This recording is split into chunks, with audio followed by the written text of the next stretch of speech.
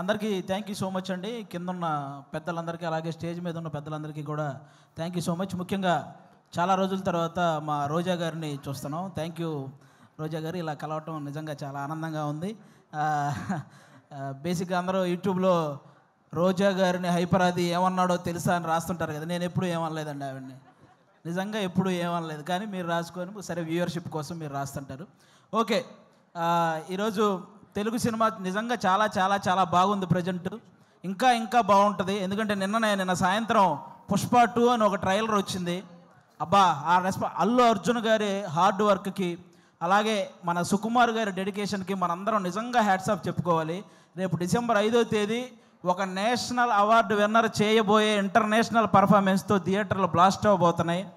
మళ్ళీ మన తెలుగు సినిమా వైభవం ఎప్పుడు అంటే తెలుగు సినిమా ఈ మధ్యకాలంలో ఎంత గ్రోత్ అంటే, ఒక పక్క Oscar award, national award, Prabhas గారి కెరియర్లో 3,000 కోట్ల సినిమాలు, 100% స్ట్రైక్ రేట్తో పవన్ కళ్యాణ్ గారు పాన్ ఇండియా పొలిటీషియన్ అయిపోవడం, ఇవన్నీ కూడా అన్ని రకాలుగా కూడా మనం కూడా ఈ తెలుగు సినిమా ఇండస్ట్రీలో ఒక భాగం అవడం అనేది నిజంగా మన అదృష్టం. ఇప్పుడు ఈ కేశవ చంద్ర రమావతి ఈ కేసీఆర్ సినిమా గురించి మాట్లాడే ముందు ఒక వ్యక్తి గురించి, ఒక సినిమా గురించి నేను ముందుగా చెప్పాలనుకుంటున్నాను. 2013లో జబర్దస్త్ ప్రోగ్రాం ద్వారా ఒక వ్యక్తి నవ్వించడానికి వచ్చాడు. ఆ నవ్వించే ప్రయత్నంలో చిన్న తప్పు జరగటం వల్ల అతన్ని ఫిలిం ఛాంబర్ దగ్గరికి పిలిచి కొంతమంది సారీ చెప్పినా సరే అతని మీద చేయి చేసుకున్నారు. ఆ రోజు అతనికి ఎన్ని దెబ్బలు తగిలినాయో తెలియదు, కానీ అతను మాత్రం చూసి చూసి చూసి ఒకే ఒక్క దెబ్బ కొట్టాడు. దాని పేరే బలగం.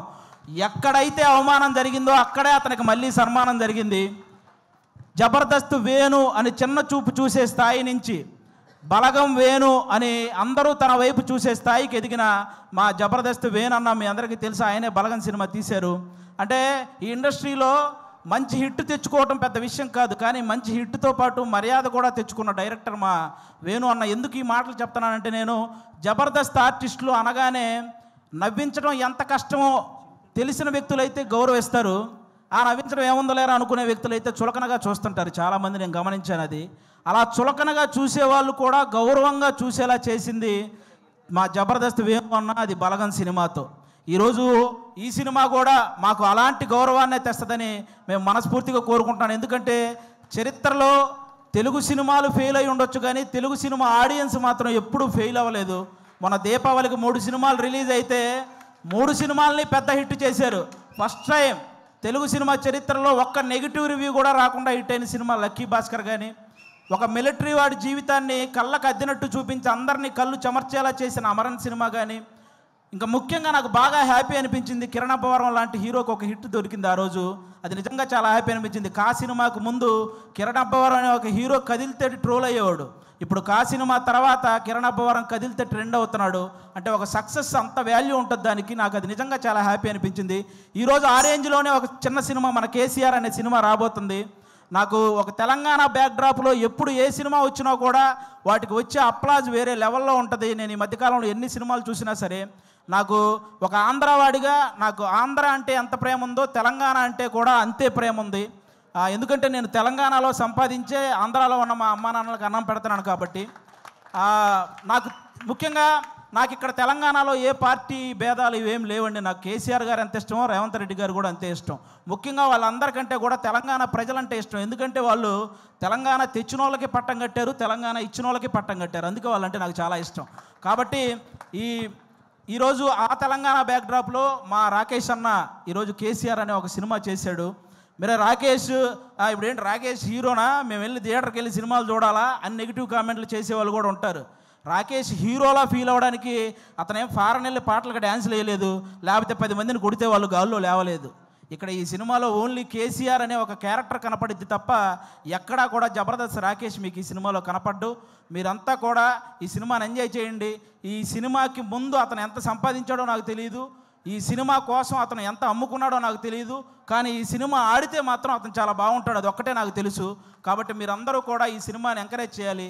ఈ సినిమా స్టార్ట్ అయ్యేటప్పుడు రాకేష్, సుజాత ఇద్దరే, కానీ కంప్లీట్ అయ్యేటప్పుడు వాళ్ళు 3 అయ్యారు. 2 అయినట్టు ఈ సినిమాకి ఎన్నింతలు పెట్టారో 3 ఇంతలు లాభాలు రావాలని మనస్ఫూర్తిగా కోరుకుంటున్నాను.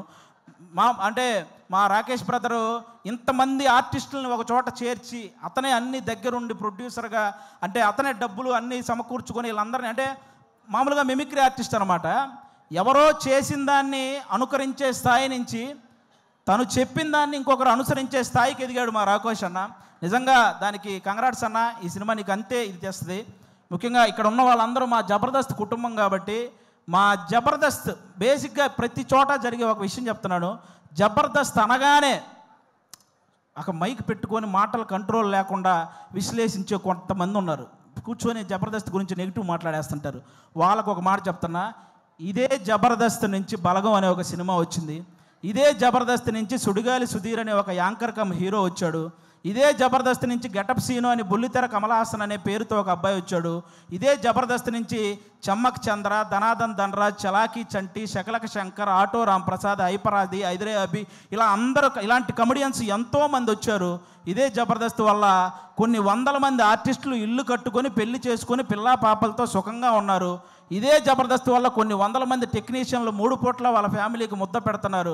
అలాంటి జబర్దస్త్ని కూర్చొని జబర్దస్త్ అంటే ఈ డబుల్ మీనింగ్ అవి ఎక్కువ అంట కదండి, అవునంట కదండి, అవును ఎవడో చూడకుండానే యానిమల్ సినిమా 700 కోట్లు వచ్చినాయి. మరి ఏమో మరి చేసేవేమో గుడి వెనక నాస్వామి పనులు, చెప్పేవేమో స్వామి వివేకానందం మాటలు. ఎందుకురా బాబు, ఈ జబర్దస్త్ దాని మీద పడి ఏడ్చే వాళ్ళందరికీ ఒకటే చెప్తున్నా, ఇంత చెప్పాక కూడా మేము జబర్దస్త్ని ఇలాగే అంటాము అని మీరు అంటారా?